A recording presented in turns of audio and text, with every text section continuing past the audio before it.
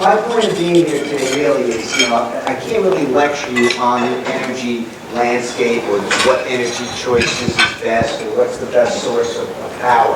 Because there really is no one answer to that. And that's kind of what my presentation really is to you today. What I really want to do today is just raise questions that as business owners and community leaders and lobby groups like we all are here and affinity groups we have influence, we need to be aware of what's going on in New York State, but particularly Westchester County, that affects all our lives. And really, I'm just going to kind of go through, these are issues that I deal with every day. So some of these issues might be new to you, but believe me, they've been out there for a while now, and there are no real intelligent answers. So I want to raise these questions and see if we can come up with some intelligent answers, or at least start to ask the right questions to our politicians. Last time I did this, I got to do it in front of the Yonkers Chamber of Commerce, and most of the politicians in the county were there. And I was kind of looking at it going, you guys have any suggestions? And they were like, they had no answers. So let's just start with this for a minute.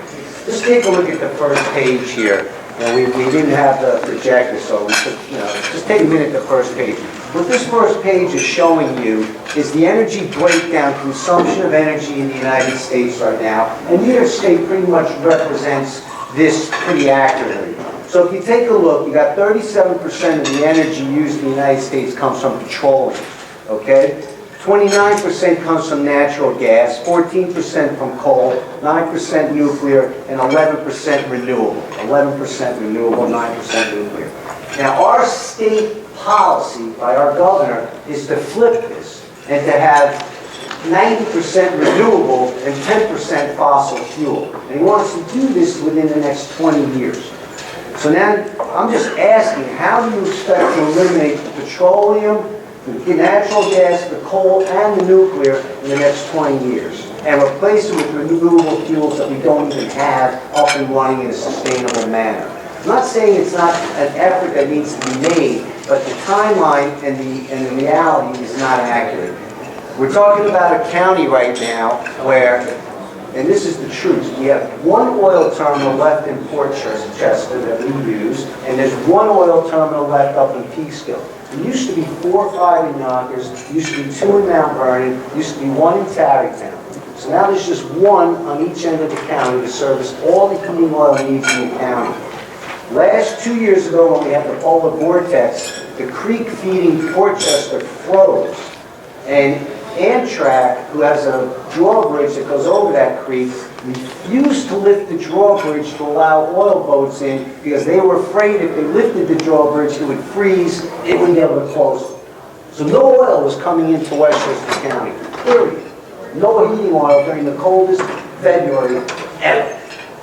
So what did we do? I called Rob Astorino. I said, Rob, you gotta be kidding me. I can't get my barges are backing up because Amtrak is afraid to open the bridge. That's how important the energy supply issue was. He's like, what do you mean? I said, they won't open the bridge. He called Amtrak. They said they can't open the bridge because the only mechanic that can work the bridge is in Philadelphia, and they're afraid it'll take too long to get him up here if the bridge is broken.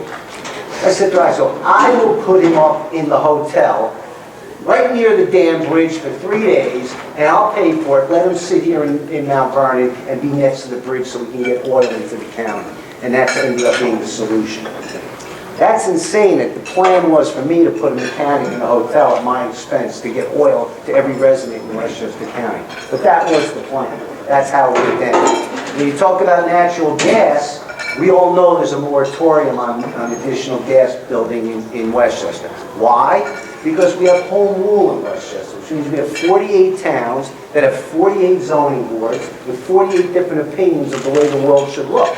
So if I want to run a pipeline through Westchester County, I might have to get 13 different towns with 13 different zoning boards controlled by residents in the town that care more about what's going on Main Street than how we're going to heat our homes for the next 25 years. So you don't get a pipeline. We have a nuclear power plant. We are closing the nuclear power plant this June. Phase 1, next June, Phase 2. But if you recall the energy policy of New York State, and you hear Scott Smith from NYSERDA, who is very much responsible for funding a lot of these initiatives. They want everybody, the solution to the lack of heating oil and the lack of natural gas is to move everybody to electricity. But they're closing our nuclear power plant, so what's the plan there? And the advantage to going to electricity is everybody can be on batteries. You know, they tell you buy the Tesla, you can charge it at night when power is cheap, or you can buy the batteries for your home and you'll run your appliance, you'll charge that at night when power is cheap. But guess what? Right now 2% of your neighborhood has a Tesla. They're projecting that 30% of the cars in the next 5 years will be electric. So what happens when 30% of the people on your street are all charging their cars at night? Is the power at night really going to be cheaper? These are all just asking. So what's the plan? You're taking generation offline, but you're increasing the demand by law for electricity. Somebody volunteers to answer that question. All right, next one, just flip the switch, flip the next slide here. Everybody, the law, New York State has passed a law that by 2030, they want to have very little fossil fuels. And I think by 2050, I think it's supposed to have no fossil fuels in the state. Something... 85% carbon reduction. 85% carbon reduction in the state. And a big part of that is really moving people off of nat gas, off of oil particularly. And so I just wanted to show, this slide is carbon emissions from petroleum, automobiles. If you look in 1975, and you know, we don't have to know what the particle count means, but all it can show you is that in 1975 we were all the way up here, and in 2010 we're all the way down here. So what this is saying to us is there are ways to burn petroleum cleaner than we did in 1975, and I would like to believe in 2025 we could burn it cleaner than we're burning it now. So the idea is, instead of scrapping it, is maybe just continue to work in this direction of reducing the carbon emissions to make it viable and clean. One of those solutions we use in our industry is the editing of biofuels to reduce carbon emissions. We also took the sulfur content down. And all that is coming out, you see it in the vehicles. You look in Los Angeles, anybody who's been in Los Angeles in the 80s, it's not the same. I mean, that you can see now in Los Angeles, you couldn't see in the 80s. If you look in the next slide, which I wanted to show you, which plays into why am I telling you that carbon emissions going down and working on burning clean fossil fuels is important, is I want you to look at this slide. It's very important. This is domestic production of oil. I don't know if anybody in this country, in the room knows this, but we are 100% independent supplying ourselves of oil. 100% of the oil consumed in this country is made in this country. I don't know if you know that. That's you know, for us that grew up in the 70s waiting on gas lines, it doesn't happen. We bombed Iran a few months ago and oil prices are down $20 since the bomb. So you're talking about a product that is being produced exponentially more and more in the United States. This is the graph of production going all the way up to the point now where we're an exporter, not an importer. And then if you flip the page, this is the price chart of petroleum. So you have a product that is 50% of the cost it was 10 years ago. If you corrected that for inflation, it's probably 25% of the cost it was 10 years ago. So I'm just asking the question. We have a domestically produced, abundant product with a declining cost and an increasing supply that fuels 70% of the country, and we want to outlaw it and stop it and move to something else. I'm not evaluating the green merits of that statement. I'm not assaulting. I'm not leading an assault on polar bears. I am agnostic. I'm just raising the question. If you're a public official, if you're public policy, if you're sitting here with the task of writing the energy policy for the United States for the next 25 years, and I have a product that is increasing in production, declining in price, already 70% of the infrastructure of the country is on it, do I really want to now just move everybody off of it to another energy source that we don't even have, and have no idea what it's going to cost. Just asking. Just asking. The next slide I want to point out is some of the alternatives that are out there. How is the, what is the answer and what are we doing? So as I talked about, the petroleum industry is ratcheting up. We're adding biofuels to the mix across the entire Northeast. It definitely lowers the carbon emissions of the fuel, makes it greener, and it's the trend that heating oil is moving in. But even if you don't, use heating oil, you're still going to have natural gas. A lot of people say, "Oh, aren't you Robison oil? Don't you want anybody to buy oil?" I said, honestly, 30 years ago, yeah, I wanted everybody to buy oil. But the reality is right now, we're deregulated ESCO, and my sales guys here. We sell twice as much natural gas as we sell heating oil. So I certainly don't mind if you use natural gas. And I sell 3 times as much electricity as I sell natural gas. So I kind of, quite honestly, I don't care what you use to heat your house or fuel your business, just buy it from me, please. But I really don't care what you use. I'm just telling you that I'm in these markets every day, and this is what I'm seeing. I'm seeing gas and oil crashing with abundant supplies. I see electricity demand going up, supply going down, but yet the government of the country, the policy of this country is to start moving towards electricity. Just got to think that through. So, I was talking to Murphy, the builders, and he was like, "What does this mean to us?" I go, "Well, it means is it's not going to be, I only build with geothermal. All my houses have geothermal." Well, guess what? If you build it in Yonkers and you hit bedrock, your house is not going to have geothermal.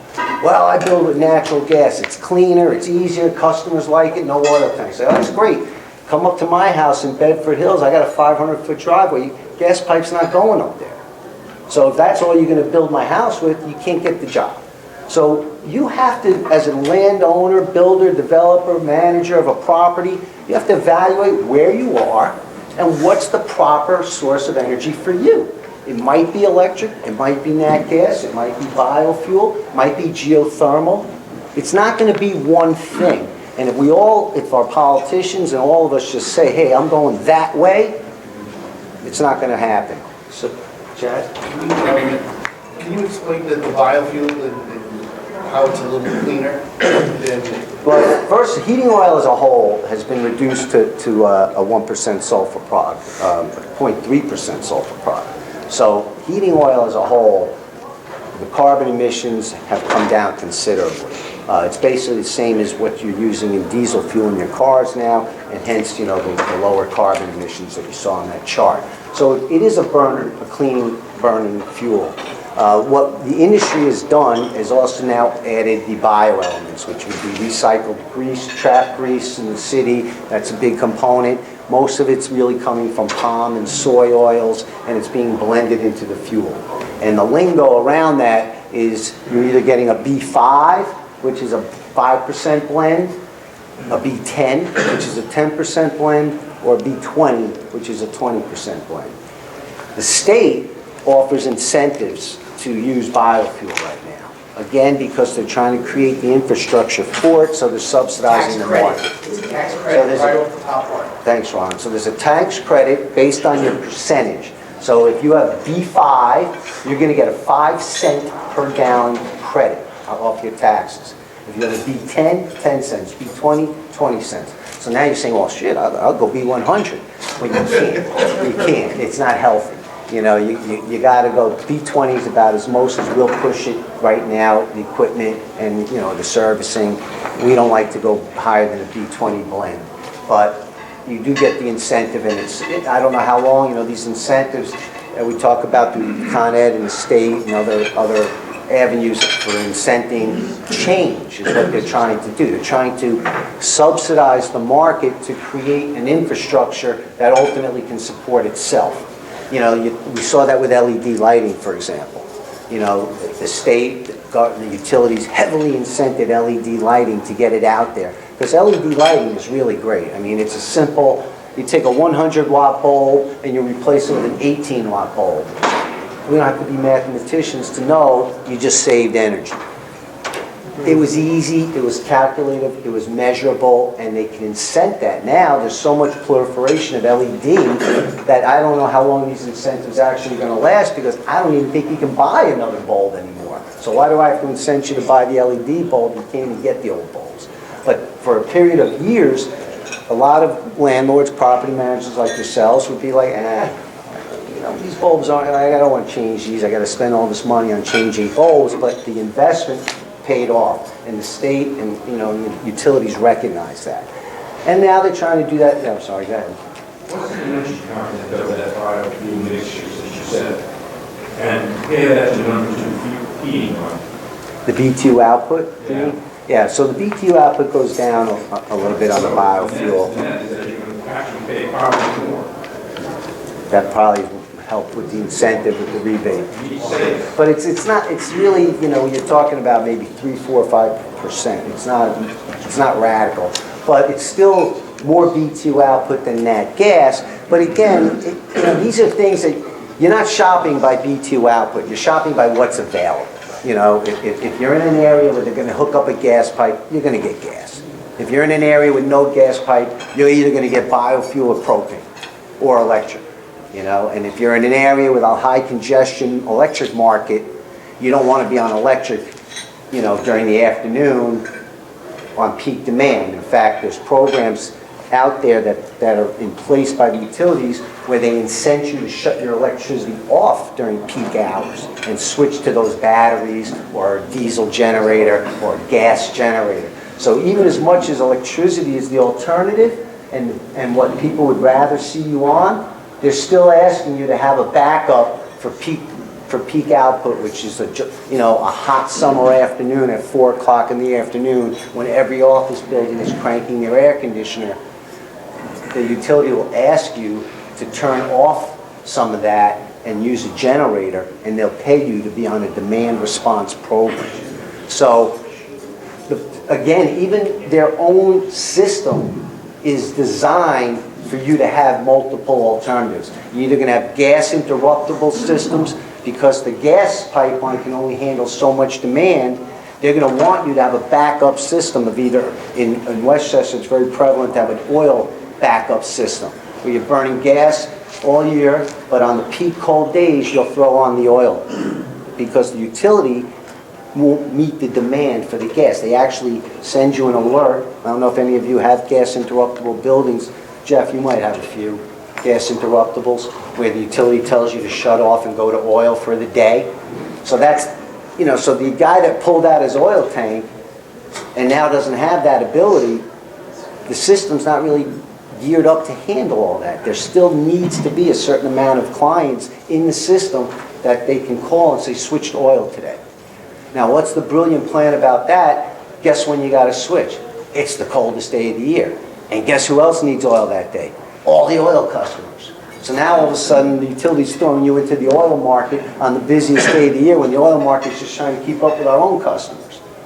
That was a brilliant plan too. And they assess big fines too, right? If you don't switch over to the oil, they let you. Oh no, you get fined. I mean, you get problems. And they're going to do the same thing with electricity in peak demand, but that's a summer issue, where they're going to ask you, they're going to offer you incentives to be able to shut down elevator banks, shut down air conditioning banks. They're going to pay you for that.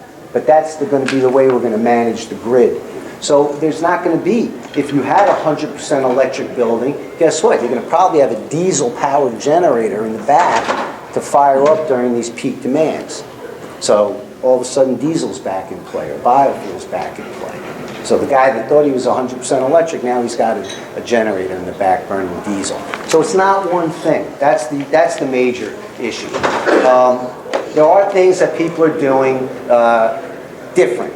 One of the things that we're doing, obviously the biofuel is one, but we're also now doing green electricity. That's a big thing you're going to be hearing about in the state. Green power, I got the thumbs up for that. But basically, we will go out and we are sourcing, and we're being incented to do this by the government, by the utilities, to source green power. So what does that mean? Either we can actually do a deal with a hydro plant and bring that power down, or you're buying RECs. That's a whole complicated discussion, but essentially, if I have a solar plant in the Midwest, and I'm producing 100% green solar power, but I got no customers because I'm in the Midwest, somebody in the East who's polluting could buy those green credits and then say, they're green. It's a way, they created a currency around these green, renewable green credits so that people can get paid for green projects elsewhere in areas where you can do them. Hasn't that lowered the prices of renewable energy? That's what. It ultimately should, because by me buying the RECs to cover my electricity so that I can say it's green, I'm funding somebody's green project somewhere else. It's putting revenue from green programs into the system. Into the system. And Scott, you might be able to even talk more about the whole REC program, or not really? I can, I think you guys covered it. Yeah, I mean, it's a much broader concept, but the simplicity of it is, we can buy someone else's green credits because they did something green. That helps them fund that initiative, and that gives me the ability to now say my electricity is green. But ultimately, it's a system-wide, it's the grid. So the more power that goes up into the grid that's green is the goal. So we offer now all 100% of our power starting in March will be covered by green RECs. So it adds about a half a penny to the cost of a kilowatt.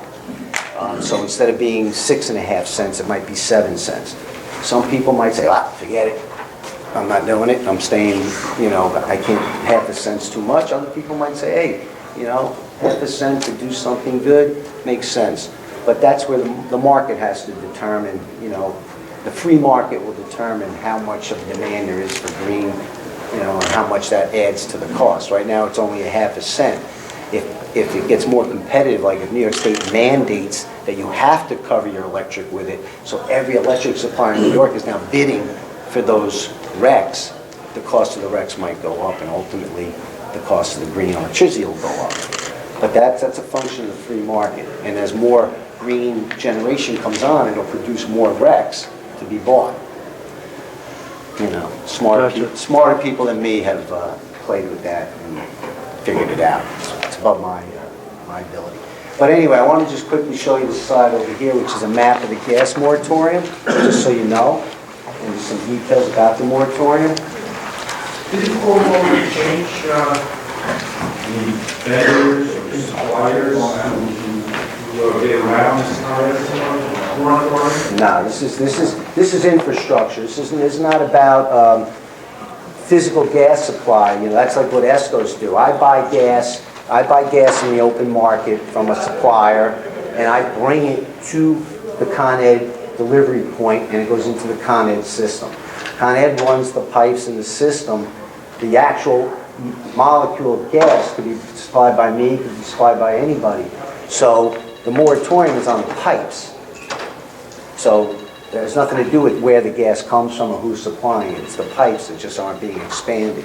So this is the map of where, right now, no more gas pipes are being expanded. Now, if you had a project and you're on the slate, you've been approved, and you're in construction, you're good.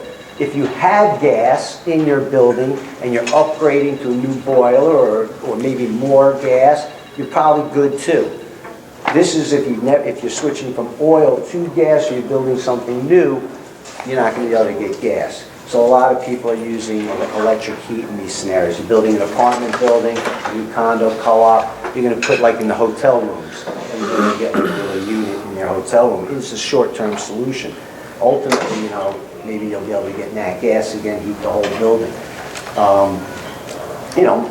10 years ago, you wouldn't have thought twice of putting an oil tank in and heating the building with oil. But we understand now, people are looking 20 years out, they don't really want to put an oil tank in. But you need something to bridge you.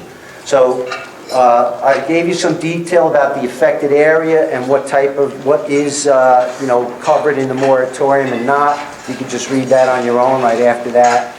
Just talks about who's in it and who's not. And then the last thing I wanted to show you before I wrap up and take questions, and I'm really pleased that the representatives from both Con Ed and NYSERDA took the time to be here today for any follow-ups that you have. But there's quite a lot of incenting going on right now to the real estate community to do things, to either move to electricity, upgrade your existing gas-burning equipment to be higher. The utility's saying, look, if I can't bring more gas, I can get maybe people to use less. So there's a lot of incentives right now for upgrading existing gas facilities to be higher efficiency. If people are interested, I do have a list of these incentives. Switching your meeting, no, sorry, just. David Follow with Con Ed, and I do. Yeah, so I actually asked David to be here, and I'm glad you brought stuff, but Con Ed has a number of different incentives, and you should definitely reach out to Dave, or if you can't reach him, reach me, I'll connect you, but, My card's in here, but the list, there's 2 sheets, there's a bunch of sheets in here, but 2 of the main ones are a list of the gas incentives and electric incentives, which essentially go right to what you're talking about. Whatever part of the market you're in, we have, on the gas or electric side, we can look at the capabilities to help you out. great, so, that's why he's here, and it is, you do have to, a couple hurdles you have to jump through, but it's not as hard as you think it is. It really is easy to get at the money. You have to just show what you're going to be doing. Certain equipment meets the right specs, and you'll get paid, and there's a little chart of what specs they're looking for.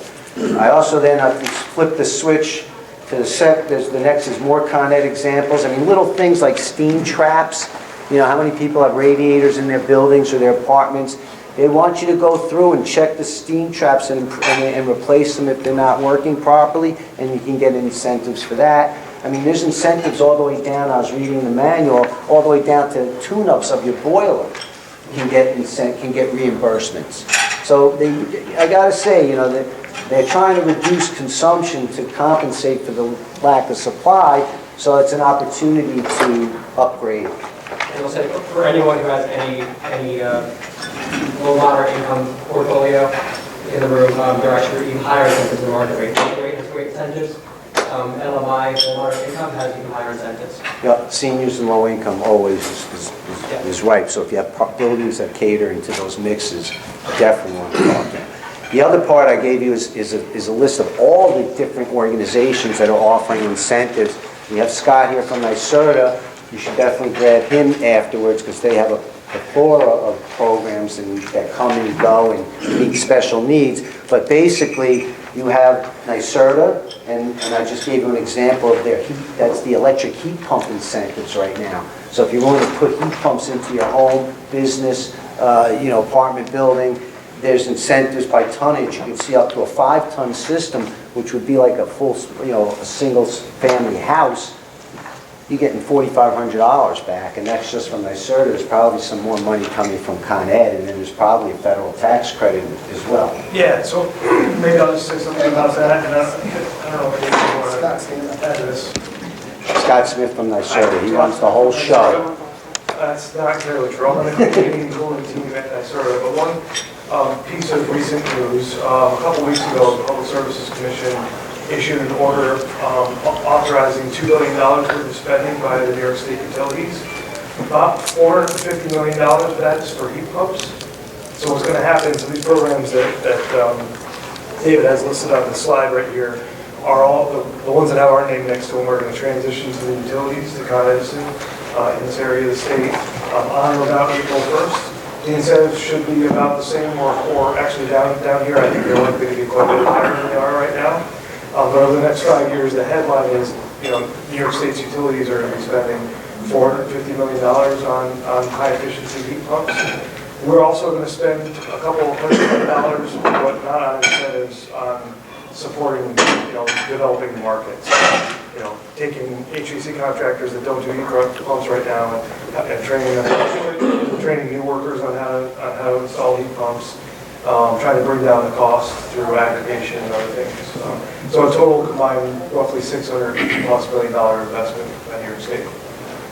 Question. So why are they so focused on heat pumps versus other mechanical equipment? You want to take that? Go ahead. Okay. You should stand through. I ran this morning. I don't want to stand up anymore.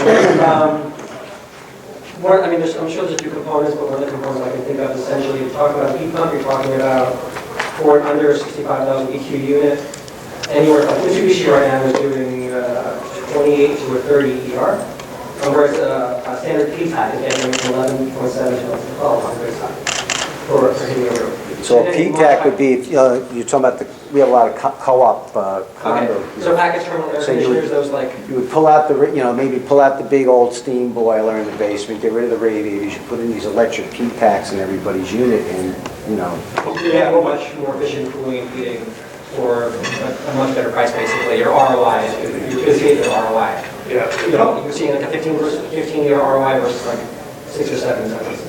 Yeah, and so it's law in New York now that we're going to have carbon-free electricity in 2040. And I know David is skeptical. I'm skeptical, How we're going to get there. And I share the uphill battle that we have, the view of that. There's a whole other team at NYSERDA that is not my team that's charged with doing that. I trust my colleagues are going to get their job done. So, I mean, and maybe so law, it's going to be carbon-free electricity in 2040. So when you put a heat pump in, then by definition, your heating is going to be carbon-free, right? So that's kind of the progression that the Clean Climate Leadership and Community Protection Act envisions.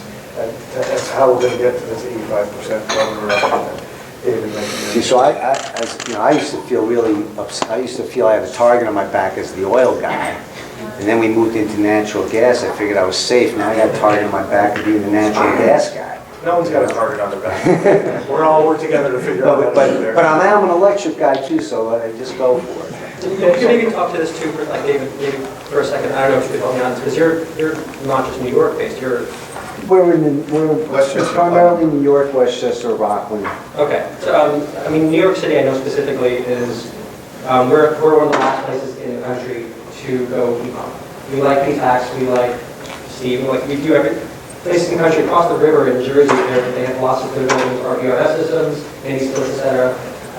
You look at multi-family buildings in DC, in LA, or New York is one of the last places to go VRF, and it is the more efficient way to go. Just we are not fans of change, neither am I. But Yeah. So quick, just add to that. 90% heat pumps in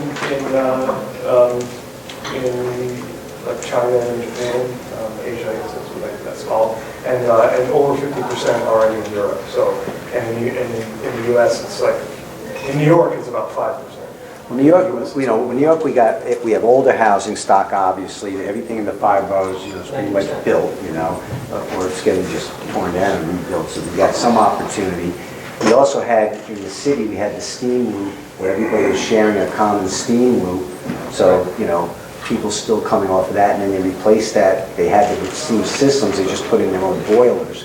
So, New York evolved in a different way, our housing stock. And then the third obstacle to our housing stock getting upgraded is it's a co-op condo market. And as Jeff and I were talking about before, try to get a co-op board to make a monumental capital improvement. And that's why most of these guys have gray hair in this room, because they just don't listen, and if they do listen, it doesn't go right, they blame them. So getting a co-op to do something super proactive, like pull a steam boiler and go with individual electric units. which goes into other topics as well, though. Like, we see the same thing. I work with property management companies a lot, co-op boards. I meet with co-op board every other week. And I'm sure you're seeing the exact same thing. I live in like a luxury condo building, and my building right now is underwater. And who can afford to convert all like 120 P-TACs in my building to additional heat pumps when we don't have the capital for it? So they're working with NYSERDA, working with Kinet, working with National whoever your utility is. We do have access to funding sources. So like this is definitely more of a holistic conversation. But there are opportunities to make these changes. So there was another question now. Sorry. I heard the word Japan with regard to heat pumps. Ultimately, I don't know if you read yesterday's paper, Japan is now going to be building something like 4 or 5 coal-burning power plants because they're smart. And the electric demand. They understand physics as well. You need a certain amount of power to drive the equipment you're talking about. And the rate at which we're bringing new power online does not anticipate the conversion and requirements for electric cars, heat pump systems, etc., which run on electricity. Let's get real, guys. I'm not hearing physics in this discussion. You know, don't blame these guys, because No, that goes way up above them. But this is reality. was the point of really what my presentation was, to show the alternatives and raise that question. And that is, there's technology that's being developed called carbon dioxide scrubbers. Right? I haven't heard that, but yet the Japanese have. I don't have a whole lot of respect for our governor because he really doesn't understand science. Otherwise, he would not be commissioned in the employment, which leads to China and India that are also building coal-powered plants and nuclear. Nuclear, yes, nuclear. Nuclear is not something to be afraid of. I don't understand. When you use the word nuclear, people run under the table and try to hide. You know, ultimately though, as I was saying this, 30 years ago, the concept of having, everybody burning clean electricity on batteries and all that, and then having like just one central power plant, coal, oil, nuclear, that can be contained and cleaned and scrubbed, is probably, ultimately is the vision of, the right vision for the country. Instead of having, think of what we have now. We have a bunch of little, power plants running around in our cars emitting, smoke every day. Every house has a power plant, every car has a power plant, so all these little power plants are out there generating exhaust.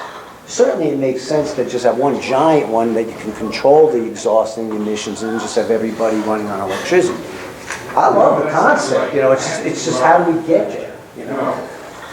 One giant is a mistake. Many. What we need are distributed. I teach professional engineers on power systems. The era of large centralized power is gone. That's true, what too. we need are small-scale distributed power. Look at the success of nuclear-powered submarines, ships. This was talked about a number of years ago. Okay? Huge power plants are a mistake. We need now to go to distributed power. Small. Well, that actually is, it's a good point. I didn't put that in my presentation, but it actually is a big trend right now in the city in particular, new construction in particular, large projects. I'm thinking I'm even seeing some of that and some of the stuff going up in Yonkers. You're 100% right. On-site, local generation, cogen, nat gas feeding a generator that also produces the electricity. You're 100% right.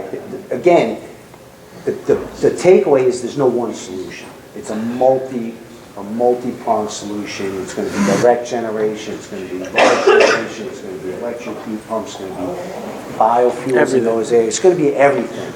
And as real estate owners, developers, builders, purchasers, you got to look at everything.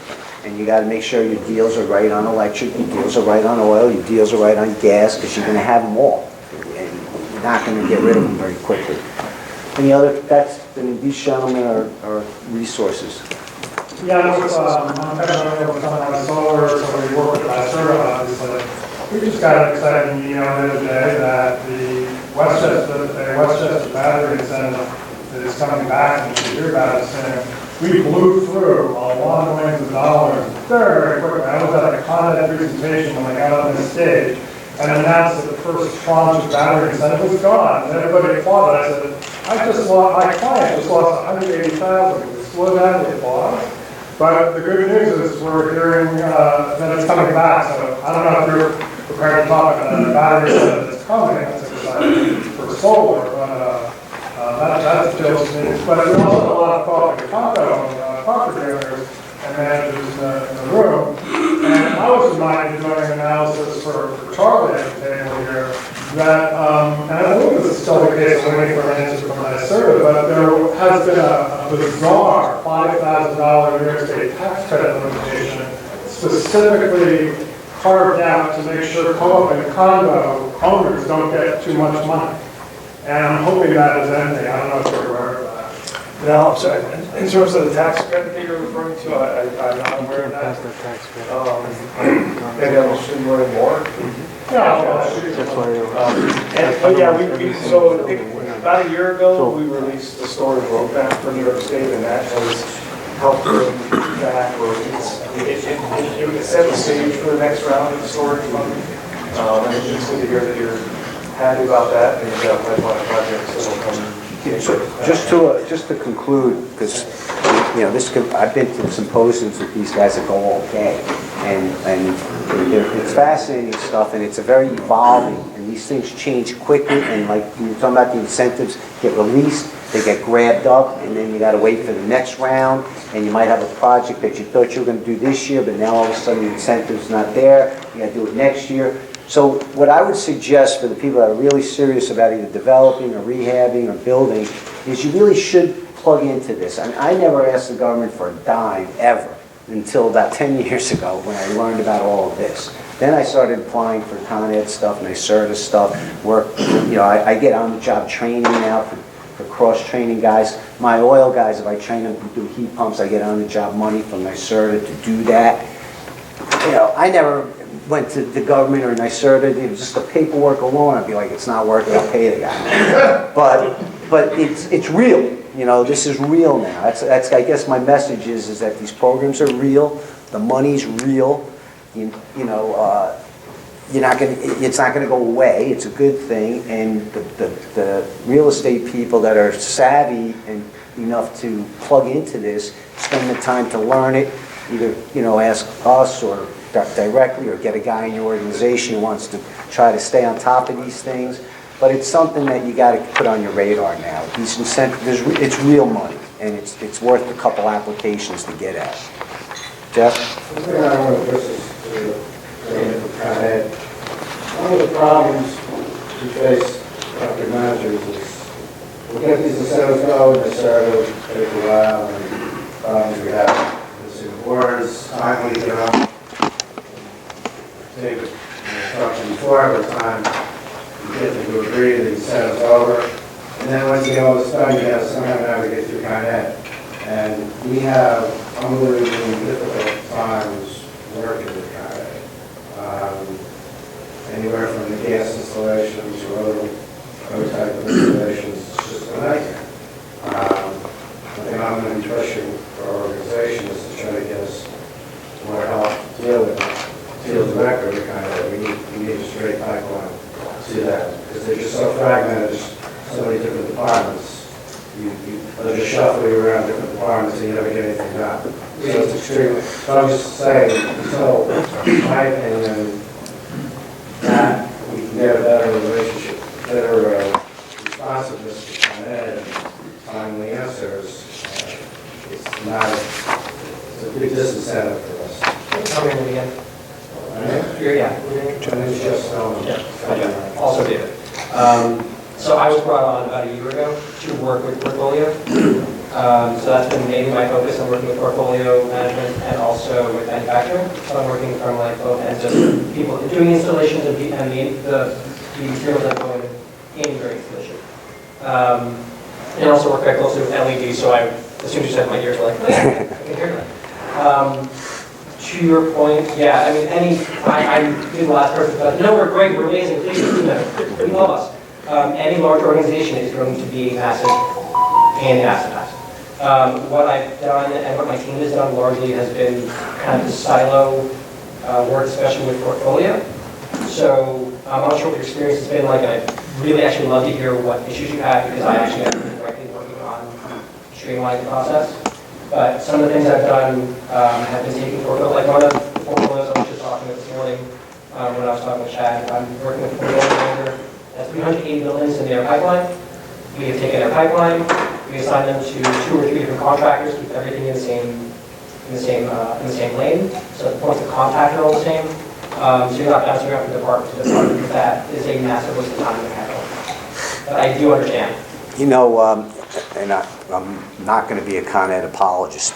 Nor am I. And he actually is a third-party company, Wilden, that was hired by Con Ed to straighten the mess out. But what I will say is I've noticed just in my own world, demand has gone up. So like, for example, gas conversions. We used to do, 5, 10 a year, and all of a sudden, when the prices went crazy, we had 300 lined up. And I'm sure that affected kind of its responsiveness.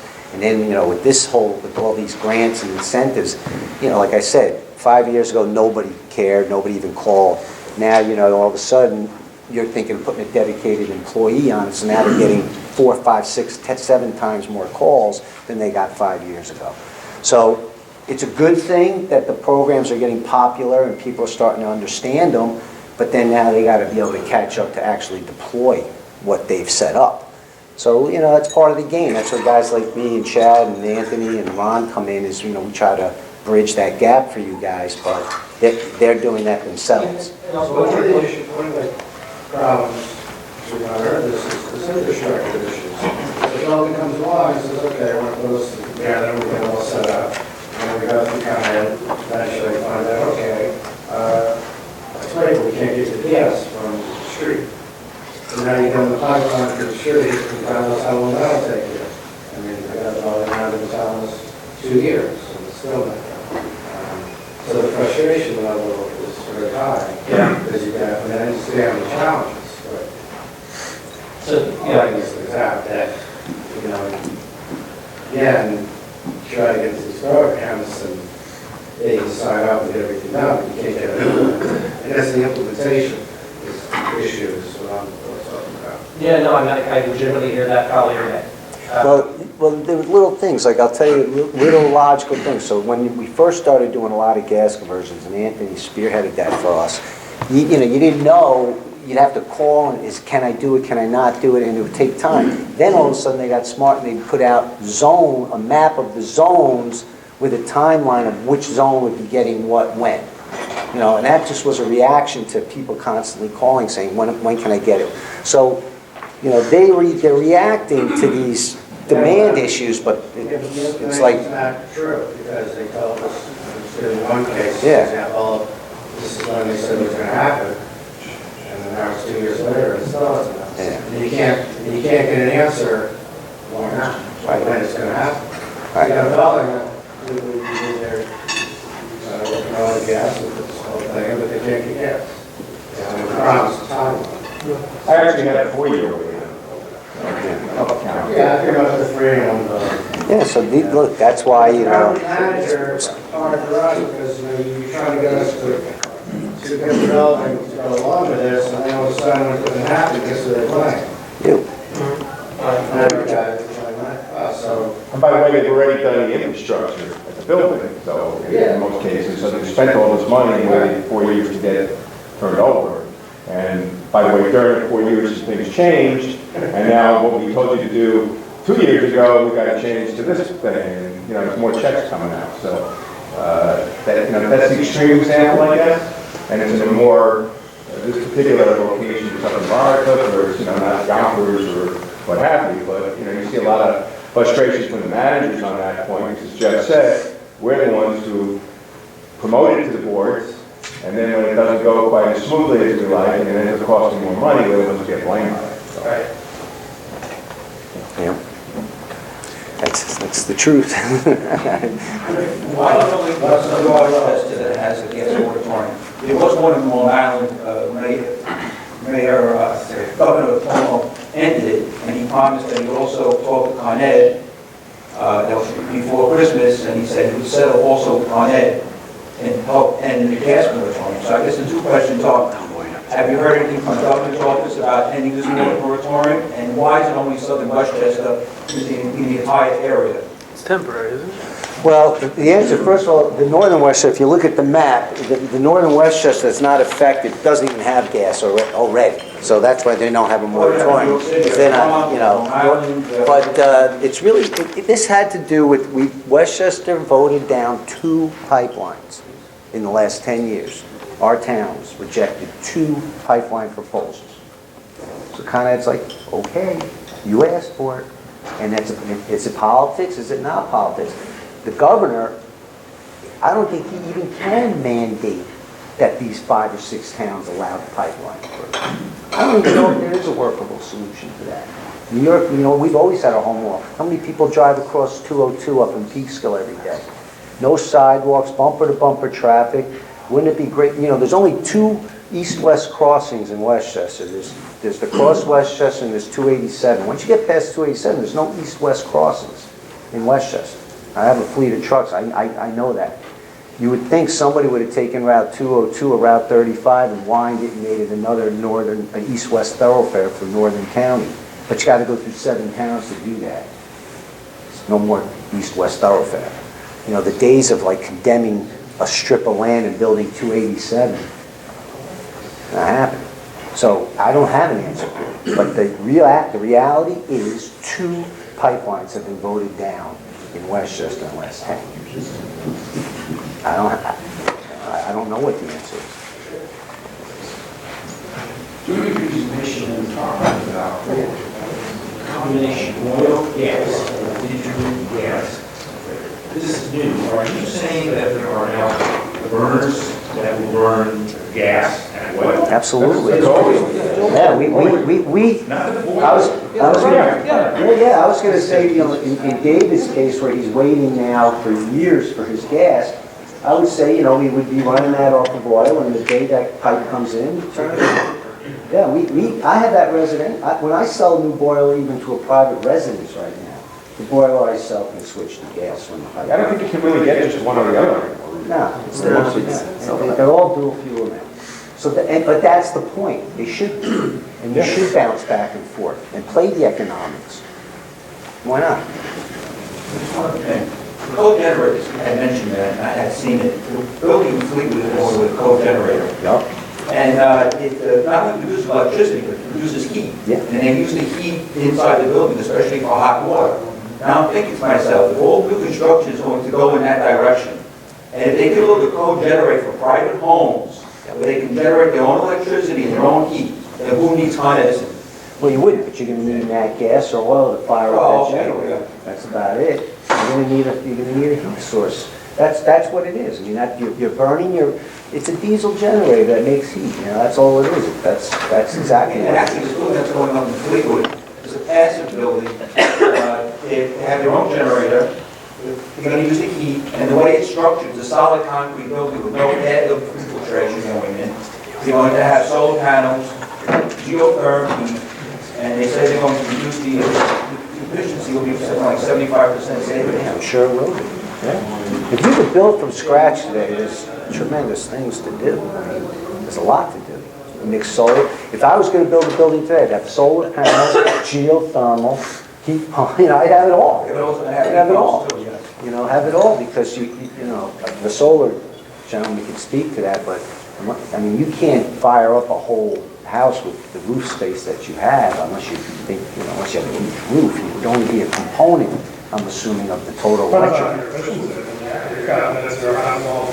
Yeah, but I mean, you're not getting 100% of your power from, you can on a house. In our current housing stuff, it does happen. Yeah, so, you're going to use something else, but if you can get 50% solar, and now you're running your heat off of gas, and you're going to have a mix, and then that'll bring the carbon footprint down, but it's going to be a mix. That's all my real point is. Time for maybe 2 more questions. Great.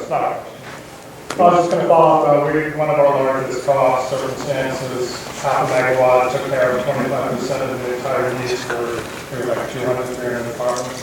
Yeah, I mean, and that's a big installation, but still 25%. So 75% of that co-op power's got to come from something else, which is okay. That's 25% But that's less. just that's the common areas, They right? were a taller building. That was all the residents are on one. So in a building like that, you'd have solar on the roof, you'd have maybe nat gas interruptible with a heating oil, for interruptions so you get a better rate. Have some, electric, you could have green electric coming in. So you'd have 4 or 5 different mixes in this building to create a really comprehensive, green, efficient, energy spend. And I think the right solution for that customer is saying, we're going to have a little solar, we're going to have a little of this, we're going to have a little of that, and it's not going to be one thing. And that's the right way to design it. That's it. Anything else? You talking about batteries. What kinds of batteries are you getting off? Oh, like Tesla power packs, LG cameras, large stuff. What's the chemistry? Oh, I don't know. Because there's a few things. No, maybe environmental. Lithium, mine. The big Tesla power packs are Ferociously expensive. they're coming down, they're cheaper than all the others that we're modeling. We're modeling, it depends on what you're using. You You know, don't need it's, to use them all year round. You can use them in Con Ed, you've got 65 peak days of the summer. And you're just baking them all year. And then for those 65 days, instead of feeding your solar off to the grid, you just throw the battery out during the day. Then whenever they comes home and fires up their air conditioners, then you give it to Con Ed, and they pay it. That's community solar. you know, last time I did this, it's funny, because there's so many issues in this energy stuff, and then I'll wrap up on this, but I'll let you think about this one. So somebody was telling me in the last presentation that the battery, chemicals that make up a battery, and I'm not going to pretend to be a physicist, but I know lithium and a few others, the bulk of that is produced in China. So in 50 years from now, we're all going to be beholden to China like we were beholden to OPEC in the 70s. Just a thought. I'll end on that. Thank you.